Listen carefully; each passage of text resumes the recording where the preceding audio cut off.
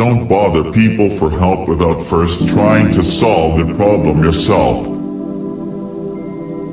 Always focus on the front windshield and not the rear view mirror. No battle plan survives contact with the enemy. Organization charts and fancy titles count for next to nothing. It's a disgrace that we have millions of people who are uninsured. Never let your ego get so close to your position that when your position goes, your ego goes with it.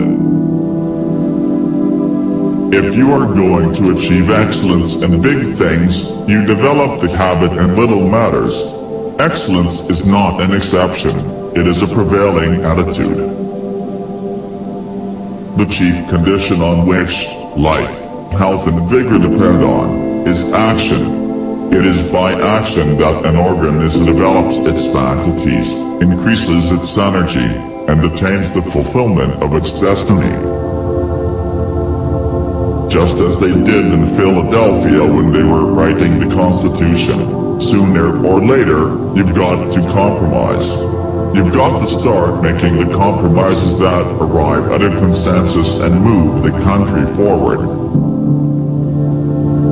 War should be the politics of last resort. Experts often possess more data than judgment. In other words, don't expect to always be great. Disappointments, failures, and setbacks are a normal part of the life cycle of a unit or a company, and what the leader has to do is constantly be up and say, "We have a problem, let's go and get it." If the leader doesn't convey passion and intensity, then there will be no passion and intensity within the organization, and they'll start to fall down and get depressed. Trying to get everyone to like you is a sign of mediocrity. I try to be the same person I was yesterday.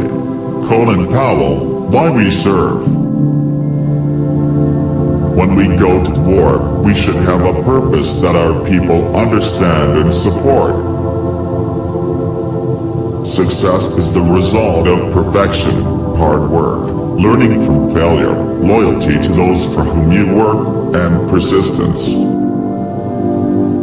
Politics is not beanbags. It's serious, tough stuff. We need to understand that we as citizens and as a government and any community throughout this country have no more important obligation than to educate those who are going to replace us. The ties that bind us are stronger than the occasional stresses that separate us.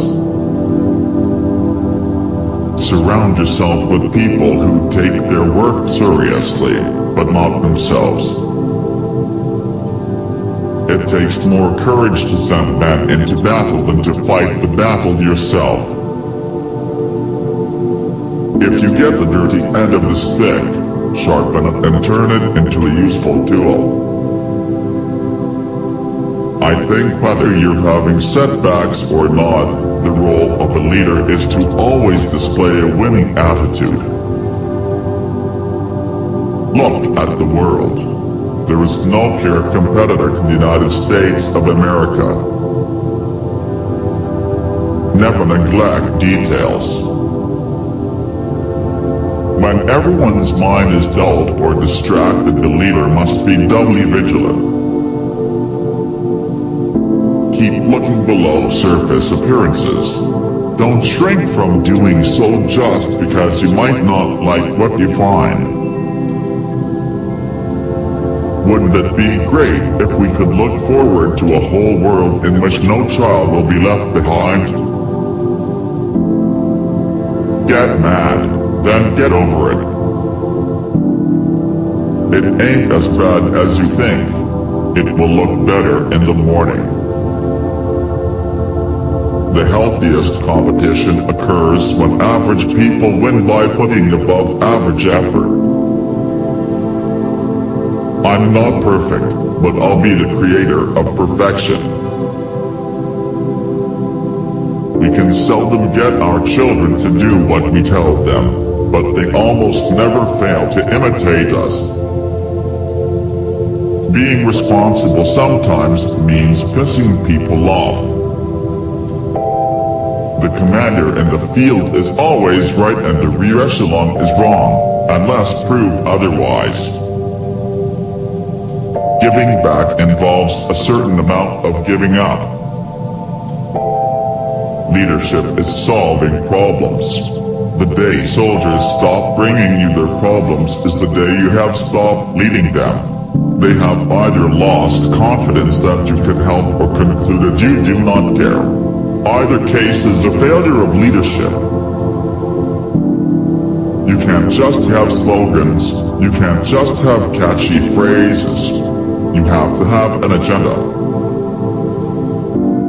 There are no secrets to success. Don't waste time looking for them. Don't be afraid to challenge the pros, even in their own backyard. It isn't enough just to scream at the Occupy Wall Street demonstrations. We need our political system to start reflect this anger back into.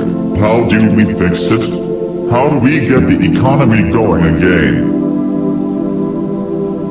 90% of my time is spent on 10% of the world. Have fun in your command. Don't always run at a breakneck pace. Take leave when you've earned it. Spend time with your families.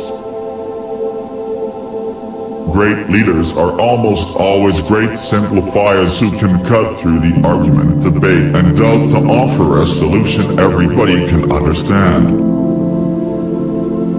Today I can declare my hope and declare it from the bottom of my heart that we will eventually see the time when that number of nuclear weapons is down to zero and the world is a much better place.